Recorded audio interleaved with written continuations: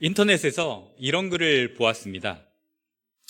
초딩이 말합니다. 유딩 때가 좋았지. 유딩은 유치원 얘기하는 거 아시죠? 중딩이 말합니다. 초딩 때가 좋았지. 고딩이 말합니다. 중딩 때가 좋았지. 대딩이 말합니다. 고딩 때가 좋았지. 직장인이 말합니다. 학생일 때가 좋았지. 퇴사한 분이 말합니다. 일할 때가 좋았지. 어르신이 말합니다. 젊을 때가 좋았지. 혹시 눈치채셨나요? 당신의 인생은 항상 좋았다는 걸. 아멘이 절로 나오세요. 여러분, 이 글에 댓글이 이렇게 달렸습니다. 감사하면서 살아야겠네. 여러분, 참 감사하기 쉽지 않은 이 시대를 살아가는 것 같지만 우리가 감사의 이유를 찾을 수 있다라는 사실을 믿으셨으면 좋겠습니다. 요즘 차를 타고 돌아다니다 보면 임대라는 문구가 붙은 건물이 많은 것을 보게 됩니다. 장사가 잘 되던 곳도 문을 닫고 골목 상권이 죽어버린 곳도 눈에 띕니다. 또 TV나 유튜브를 보게 되면 참 많은 프로그램들이 현재의 상황이 얼마나 어려운지 앞다투어 말하고 있습니다. 제 동생이 소규모로 제조업을 하고 있는데 정권이 바뀌었음에도 불구하고 대한민국이 조용하다 이렇게 말하는 것을 들었습니다. 일거리가 없다는 것을 그렇게 표현하더라고요. 상황이 이렇다 보니까 오늘날 우리가 이 세상을 살아간다는 것이 참 쉬운 일이 아니구나라는 사실을 느끼게 됩니다. 여기 애들이 있는데 애들은 애들대로 힘들고, 그렇죠. 벌써 고개를 숙이고 있잖아요. 힘들어가지고. 어른은 어른대로 힘든 그런 세상입니다.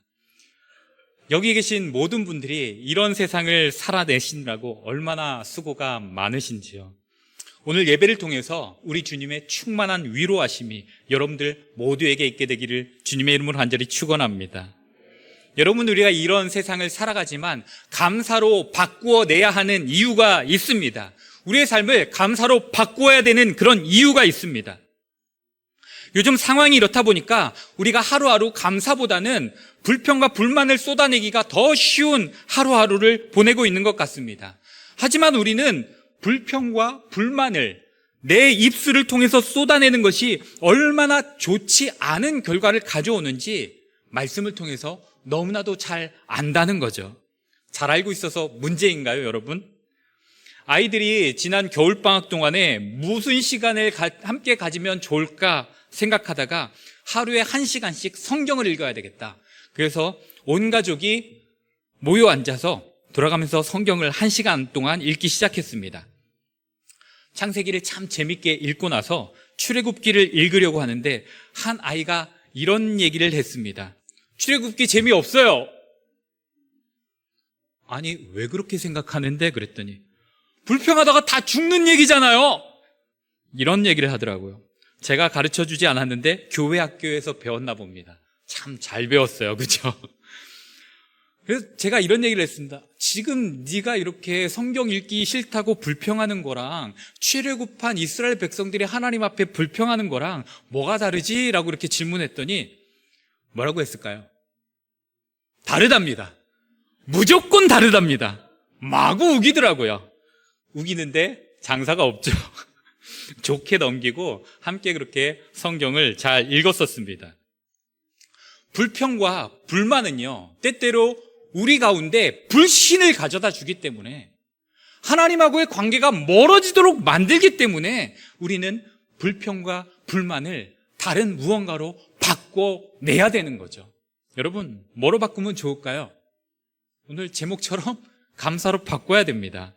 언젠가 길을 걸어가는데 이런 노래 가사가 귀에 들려왔습니다. 앞부분은 모르겠고 후렴 부분만 임팩트가 있어가지고 생각이 나는데, 나로 바꾸자, 제발 나로 바꾸자, 이런 가사였습니다.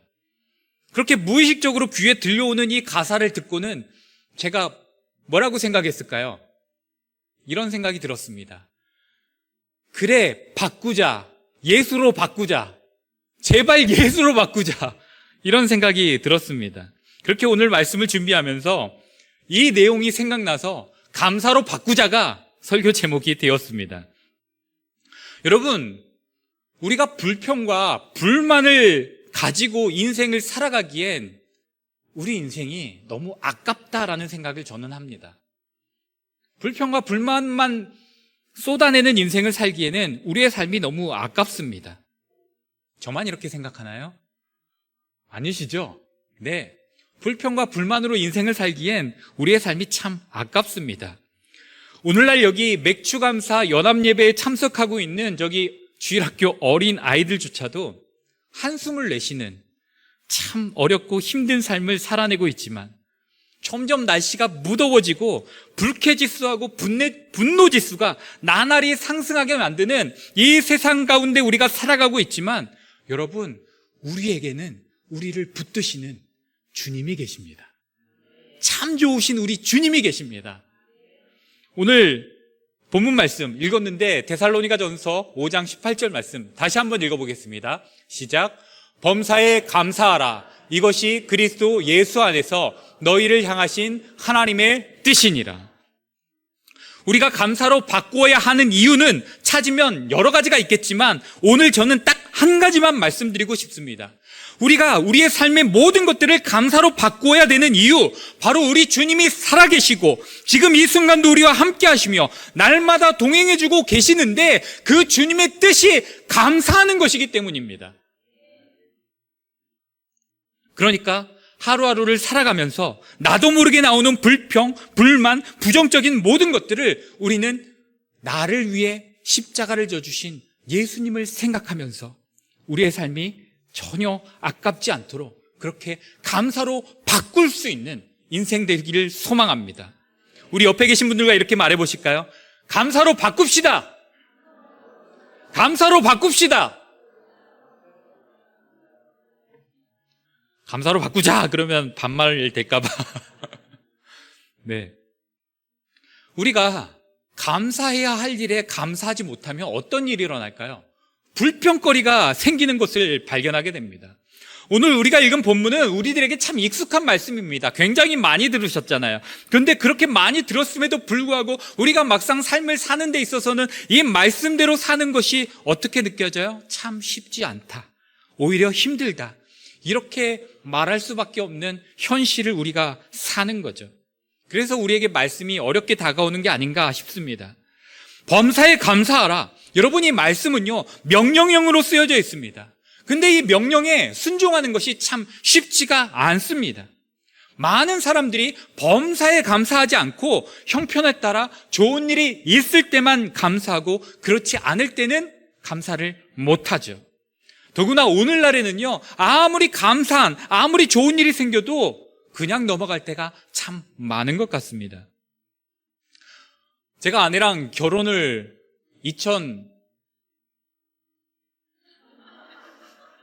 2011년도에 했습니다.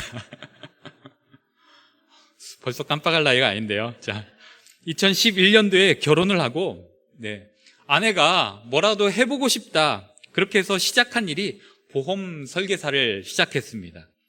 고객들을 만나러 다니기 위해서 차가 필요했기 때문에 전혀 차를 살 형편이 아니었지만 아내가 떼돈을 벌어올 거라고 믿고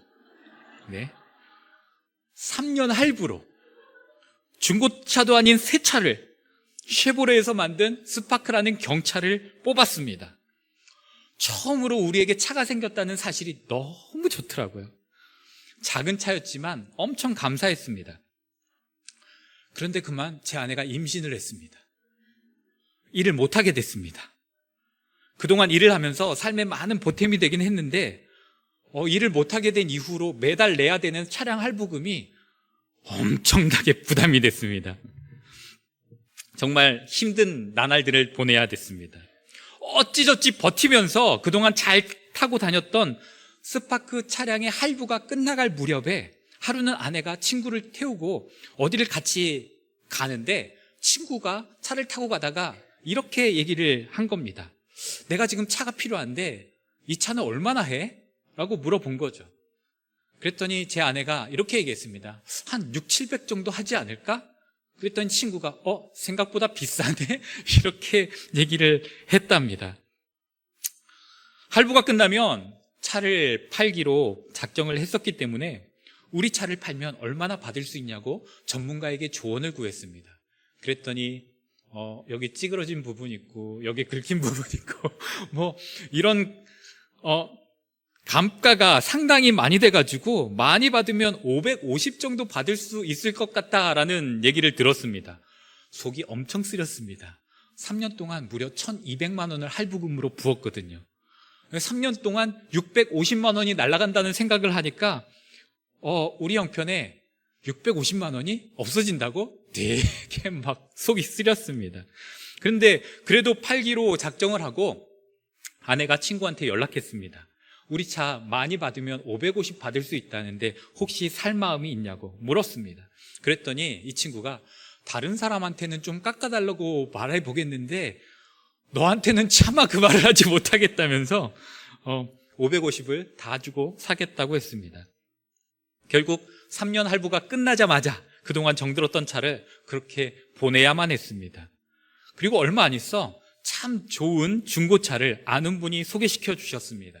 그 차는 2003년식 트라제였습니다. 저희가 둘 다 추위를 참 잘 탑니다. 그래서 차를 살 때 열선 시트는 장착되어 있어야 된다. 이건 포기 못하겠다 했는데 안타깝게도 이런 옵션이 다 빠진 아주 기본 사양에 충실한 차였습니다.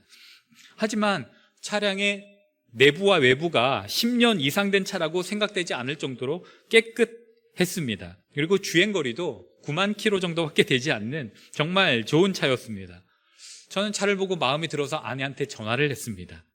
차가 마음에 드네, 어떻게 할까? 그랬더니 제 아내가 선뜻 대답하지 못하고 망설이다가 당신 맘대로 해요, 이렇게 하고 전화를 끊었습니다.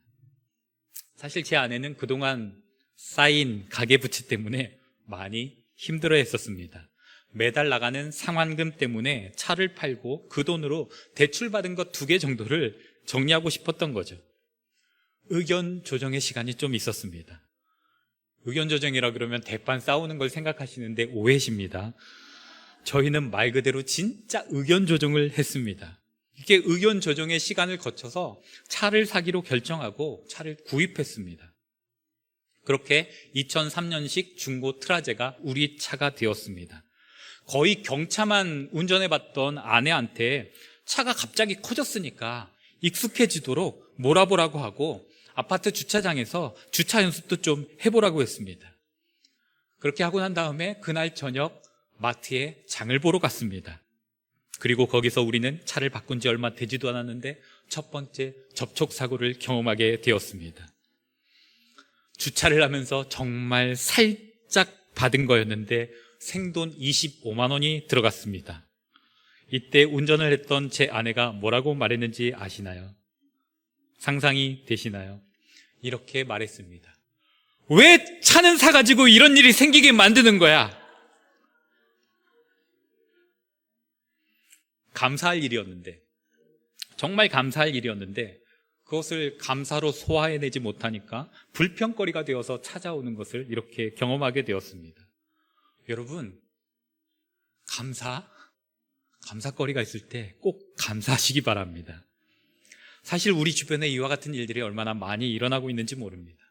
우리 삶에 감사한 일들을 제대로 보지 못하도록 만드는 여러 가지 문제들이 늘 우리 삶에 있는 거죠. 그리고 그 문제들 때문에 감사할 일들을 감사하지 않고 넘어가는 경우가 참 많다라는 것입니다. 말씀을 듣고 나면 그래 감사해야지 이렇게 마음 먹었다가도 여러분, 대출금을 상환하라는 그런 문자 메시지를 받게 될 때, 카드 연체 때문에 독촉 전화가 걸려올 때, 여러 가지 고지서가 우편함에 꽂혀 있는 걸 보게 될 때, 뜻하지 않는 사건, 사고를 경험하게 될 때, 정말 뜻하지 않은 질병에 걸리게 되고 뜻하지 않게 자녀에게 문제가 생기게 되고 내 뜻대로 일이 풀리지 않는 걸 경험하게 될 때 우리는요, 들었던 말씀을 새카맣게 잊어버립니다. 그리고 그만 감사할 일들에 대해서도 어느 순간 불평하고 있는 내 모습을 발견하게 되는 거죠. 여러분, 안타깝게도 이런 삶은요, 범사에 감사라는 하나님의 말씀을 전혀 순종하지 못하고 사는, 그리스도 예수 안에서 우리를 향하신 하나님의 뜻을 전혀 이루지 못하는 안타까운 삶이라는 것입니다. 어떻게 하면 좋겠습니까? 바꿔야 되지 않겠습니까, 여러분? 바꿔야 됩니다. 여러분, 우리가 감사로 바꾸면요, 하나님이 일하십니다. 아멘이시죠? 감사로 바꾸면 하나님이 일하십니다. 사도 바울은 빌립보 교인들에게 편지를 쓰면서 이렇게 권면했습니다. 우리 빌립보서 4장 4절부터 6절까지 말씀 함께 읽겠습니다. 시작. 주 안에서 항상 기뻐하라. 내가 다시 말하노니 기뻐하라. 너희 관용을 모든 사람에게 알게 하라. 주께서 가까우시니라. 아무것도 염려하지 말고 다만 모든 일에 기도와 간구로 너희 구할 것을 감사함으로 하나님께 아뢰라. 아멘. 여러분, 사도 바울이 이렇게 항상 기뻐하라, 너희 구할 것을 감사함으로 하나님께 아뢰라 권면하는데, 지금 사도 바울은 어디에 있는 것일까요? 감옥에 있었습니다. 감옥에 갇힌 상황이었습니다. 얼마든지 원망과 불평이 터져나올 수 있는 그런 상황이었습니다. 그런데 여러분, 이 사도 바울은요, 옥중서신이라고 불리우는 편지들마다 보면 감사거리를 찾습니다. 그리고 감사로 하나님 앞에 나아가는 모습을 발견하게 됩니다. 어떻게 그럴 수 있었을까요? 어떻게요? 사도행전 16장을 보면 사도 바울은 빌립보 지역에 놀러 간 것이 아니라 복음을 전하기 위해 갔습니다. 자기가 가고 싶어서 간 것도 아니고 밤에 환상을 보고 성령의 인도하심을 받아 빌립보에 갔습니다. 그렇게 마게도냐 지방의 첫 번째 성이었던 빌립보에 도착한 바울은 그곳에서 여러 날 머물면서 복음을 전하고, 그리고 예수 그리스도를 믿은 사람들에게 침례를 베풀었습니다. 한 가지 일을 더 했는데요, 귀신 들린 여종에게서 귀신을 쫓아내는 좋은 일을 해주었습니다. 그런데 여러분, 그 일의 결과는 어떻게 나타났을까요? 죽도록 매를 맞고 감옥에 갇히게 되었습니다. 여러분들에게 이런 일이 일어난다? 어떻게 하시겠습니까? 하나님을 향해 감사를 드리시겠습니까? 아니면 원망과 불평을 토해내시겠습니까? 사도 바울이 나조차고 일을 한 것이 아니잖아요. 복음을 위해서, 하나님의 나라와 뜻을 위해서 열심히 했는데 그 결과가 매를 맞고 감옥에 갇히는 거였다니까요. 저 같으면 속에서 막 열불이 터져나올 것 같습니다. 하나님, 이게 뭡니까? 잘못한 것이 1도 없는데 왜 죽도록 맞고 감옥에 갇혀야 됩니까? 이렇게 말할 것 같습니다. 여러분, 이런 상황에서 감사가 나올 수 있을까요? 금요일 새벽에 시편 43편을 묵상하는데 이런 내용이 있었습니다. 시편 43편 2절 말씀입니다. 우리 함께 읽겠습니다. 시작. 주는 나의 힘이 되신 하나님이시거늘 어찌하여 나를 버리셨나이까? 내가 어찌하여 원수의 억압으로 말미암아 슬프게 다니나이까? 이 시편은요, 고라 자손이 바벨론의 포로로 끌려가면서 내가 믿는 하나님, 살아계신 하나님, 생명의 하나님, 나의 힘이 되어주셨던 하나님, 도대체 지금 어디 계십니까? 왜 나로 하여금 지금 이런 고난과 고통을 당하게 하시며 슬픔에 잠기게 하십니까? 이렇게 토로하고 있는 내용입니다. 여러분, 우리가 이처럼 나의 삶 가운데 갑작스럽게 일어난 사건, 갑작스럽게 일어난 사고를 경험하게 될 때 많은 경우에 이런 원망이, 불평이, 신세 한탄이 튀어나옵니다. 그런데 사도 바울은요, 얼마든지 원망하고 불평하고 절망할 수 있었던, 낙심할 수 있었던 그런 상황에서 하나님 앞에 기도하며 찬송하며 감사로 나아갔다는 것입니다. 사도 바울과 저의 차이점이 여기에 있는 것 같습니다. 저 성경 읽었습니다. 말씀 알고 있습니다. 학교 다니면서 빡세게 공부했습니다. 그래서 속으로 억지 감사는 할 수 있을 것 같습니다. 그래, 감사해야지 하면서 억지로는 할 수 있을 것 같습니다. 그런데 정말 마음속 깊은 곳에서 터져나오는, 진정으로 우러나오는 그런 감사는 하지 못할 것 같습니다. 사실 이런 상황에서는 감사는 고사하고 불평하지 않고 원망하지 않으면 그나마 다행인 것 아니겠습니까?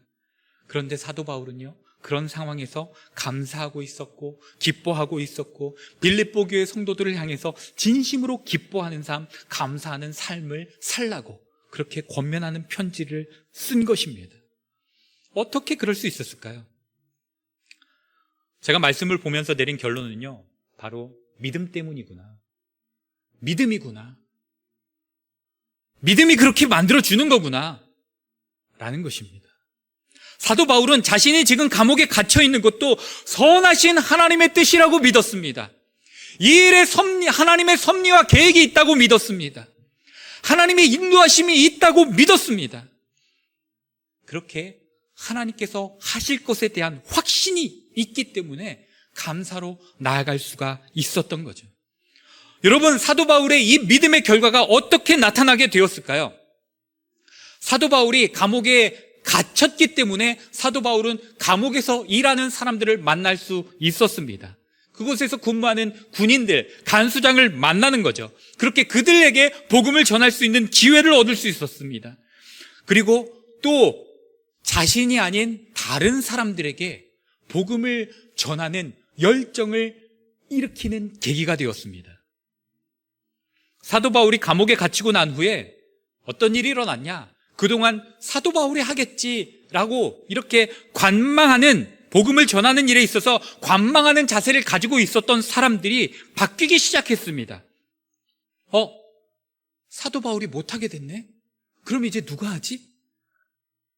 주변을 둘러보는데 없는 겁니다. 그럼 누가 해야 되는 걸까요? 지금 두려워서 대답을 못 하시는 거죠. 누가 해야 되는 걸까요? 네, 내가 해야 되는 거죠.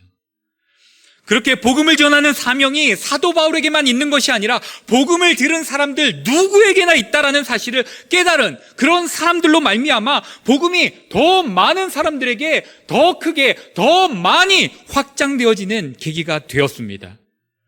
특히 사도 바울의 반대편에 서 있던 사람들조차 복음을 열심히 전하기 시작했습니다. 이들은 어떤 마음이었냐? 사도 바울이 감옥에 갇혀있는 지금이 기회다. 우리가 더 힘써서 우리의 세력을 키우자. 이렇게 생각하고 열심히 한 거였습니다. 그런데 그들은 자신의 세력을 키운다고 생각했지만 그로 인해서 나타난 결과는 뭐였냐? 복음이 더 빠르고 더 크게 온 도시에 확산되었다라는 것입니다. 또 사도 바울이 감옥에 갇힌 이 일의 결과로 감옥의 간수장이 회개하고 구원을 받게 됩니다. 그렇게 빌립보 교회가 세워질 수 있는 기초가 마련되는 것을 우리가 사도행전 16장을 통해서 볼 수가 있는 거죠. 사도 바울은 자신이 감옥에 갇히게 되는 이런 사건을 통해서 오히려 더 많은 사람들에게 복음의 능력이 나타나게 되고 더 많은 사람들에게 복음이 전해지도록 만드시는 놀라운 하나님의 계획과 인도하심을 깨닫게 되었습니다. 이런 일들이 어떻게 일어날 수 있었습니까, 여러분? 사도 바울이 하나님의 선하심을 믿고 감사하지 못할 그 상황을 감사로 바꾸어 내니까 하나님께서 진짜 감사한 일들로 그의 삶 가운데 채워주신 것입니다. 여러분, 어떤 일을 당하든지 간에 우리가 알지 못하는 더 큰 그림을 그리시는 하나님을 바라보시기 바랍니다. 더 큰 계획을 세우시고 실행하시는 하나님을 붙잡으시기 바랍니다. 우리들에게 가장 좋은 길, 가장 완전한 길을 만들고 계시는 하나님을 끝까지 믿고 신뢰하시기 바랍니다. 하나님은 선하시고 하나님이 이루시는 뜻도 선하다는 이 진리를 여러분 반드시 믿으시기 바랍니다. 그리고 우리를 너무나도 완벽하게 인도해 가시는 하나님께 모든 것을 맡기시기 바랍니다. 여러분들의 삶의 자리를 그렇게 주님께 온전히 내어 드리는 일에 성공하시기 바랍니다. 오늘 우리가 처한 모든 상황을 하나님께서 주신 선하신 뜻으로 받아들이시기 바랍니다. 힘드시겠지만 그 모든 상황을 감사로 바꾸어 내시기 바랍니다. 쉽지 않겠죠. 사업이 잘 될 줄 알았는데 점점 잘 안 되고, 자녀들이 잘 될 줄 알았는데 이상하게 사고를 치고 다니고, 건강할 줄 알았는데 병들게 하시는 그런 안타까운 일을 경험하면서 어떻게 이 모든 상황을 감사로 받아들일 수 있겠습니까? 그러나 여러분, 우리는 하나님께서 주시는 믿음으로 그 일을 능히 해낼 수 있습니다. 여러분, 하나님은 우리들에게 믿음을 선물로 주셨습니다. 그 선물로 주신 믿음으로 우리는 주 예수 그리스도를 나의 주, 나의 하나님으로 믿게 되었고 구원받게 된 거죠. 우리에게 믿음을 주신 것도 하나님의 놀라운 은혜입니다. 그러니까 여러분, 우리에게 하나님을 믿는 믿음을 주시고 주 예수 그리스도를 믿을 수 있는 믿음을 선물로 주신 하나님께 그 믿음을 가지고 나아가면 우리는 할 수 있는 사람이 됩니다.